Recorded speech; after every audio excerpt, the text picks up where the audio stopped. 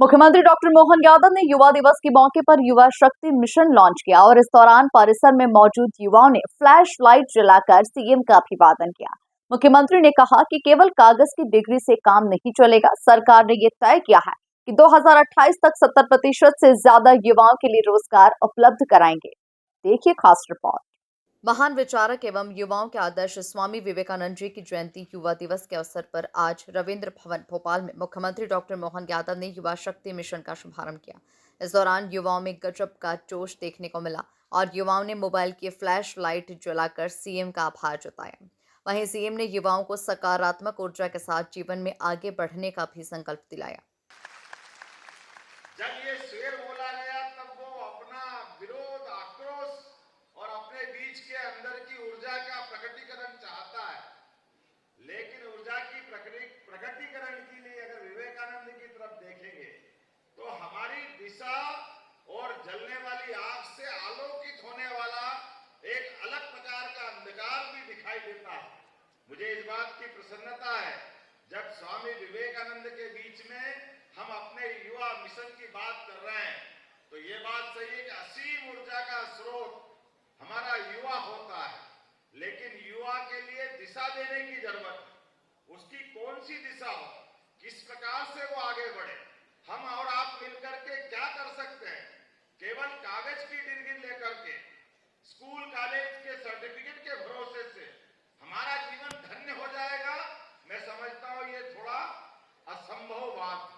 इस संभावना के लिए बीच की एक कड़ी चाहिए जो इस प्रकार से विचार करे कि हाँ, मेरा युवा आगे बढ़ करके वो अपना कुछ करना चाहता है, तो कितना अच्छा लगता सुनकर के। वो नौकरी पाने वाला। इस दौरान सीएम मोहन यादव ने कहा कि केवल कागज की डिग्री से काम नहीं चलेगा। आज का जमाना लर्निंग का है, इसलिए स्किल डेवलपमेंट का काम कर रहे हैं। हमने टारगेट तय की, अवधि तय की, जरूरत भी तय की। हम 2028 तक एमपी के 70% से ज्यादा युवाओं के लिए रोजगार उपलब्ध करवाएंगे। हमने ये तय किया है कि 2030 तक प्रदेश के युवा 100% 10वीं और 12वीं कक्षा को पास करें। जब हम युवा मिशन में युवाओं के सामने बात कर रहे हैं तो आज का जमाना केवल कागज की डिग्री से काम नहीं चलेगा। आज का जमाना लर्निंग का है, प्रशिक्षण का है, एक दूसरे के साथ जुड़ने का है। इसलिए स्किल डेवलपमेंट के आधार पर भी और कई प्रकार से हमारी सरकार काम कर रही है। एकमात्र ये काम नहीं कि केवल हम सरकारी नौकरी देंगे, एक काम ये नहीं कि केवल हम अपने कोई सबको कारखाना लगा के सबको काम दे देंगे। हम उसको स्वावलंबी भी बनाएंगे, अपने पैरों पे खड़ा करेंगे। किसान बनता तो उन्नत किसान बने, अगर कोई और काम करता तो आज की तकनीक के आधार पर वो अपनी जिंदगी को और खुशहाल बनाए। इसलिए टारगेट तय किए और टारगेट की अवधि भी तय की है और कुछ जरूरतें भी तय की है कि शिक्षा की भी आवश्यकता है। इसलिए शिक्षा का भी संकल्प लिया और हमारे बीच समृद्धशाली बनाने के लिए, स्वावलंबी बनाने के लिए उसके जीवन के विविध पक्षों को जोड़कर उसको आगे बढ़ने का मौका दिया।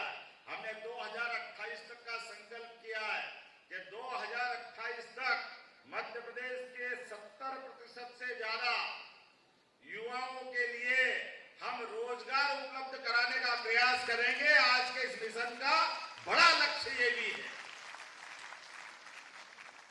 दूसरा, शिक्षा के बगैर जिंदगी अधूरी है, लेकिन शिक्षा के लिए सब कुछ कॉलेज जाए, पीजी करे, इसकी जरूरत भी नहीं, लेकिन न्यूनतम आवश्यकता के आधार पर हमने कहा कि 2030 तक युवा शक्ति मिशन के आधार पर हमारे प्रदेश के 10वीं और 12वीं के सभी युवा कम से कम 100% आधार पर अपनी इन कक्षाओं को पास करे।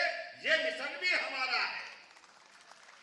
जब शिक्षा की बात। इस मौके पर बीजेपी प्रदेश अध्यक्ष वी.डी. शर्मा ने कहा कि पीएम मोदी और सीएम मोहन यादव के नेतृत्व में सरकार की प्राथमिकता युवा है और युवा आगे बढ़ रहा है। मध्य प्रदेश की हमारी सरकार ने युवा शक्ति मिशन का शुभारंभ किया है, इसलिए मैं माननीय मुख्यमंत्री जी का बहुत हृदय से आभार और धन्यवाद करता हूं।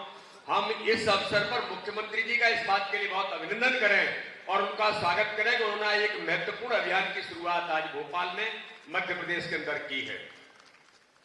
स्वामी विवेकानंद जी के जन्म जयंती के अवसर पर यहां जो देश का नौजवान और आज इतनी बड़ी संख्या में इस अवसर पर हम सब लोग यहां उपस्थित हैं,